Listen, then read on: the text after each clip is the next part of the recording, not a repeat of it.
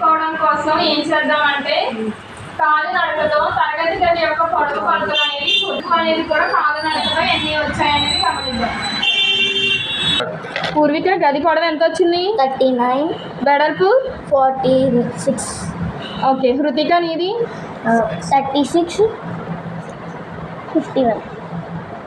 అమ్మ అభి నీది? 36. 48. ఓకే. ఇప్పుడు మనం బల్లని జానులతో కొలిచి చూద్దాం.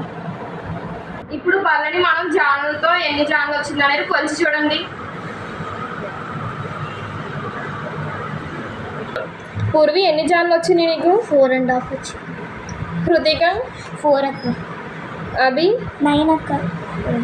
ఇప్పుడు మనం ఏంటంటే కొలత అంటే తెలియని పరిమాణాన్ని తెలిసిన పరిమాణంతో పోల్చడం అని తెలుసుకున్నాం. ఈ తెలిసిన స్థిర పరిమాణాన్ని మనం ప్రమాణం యూనిట్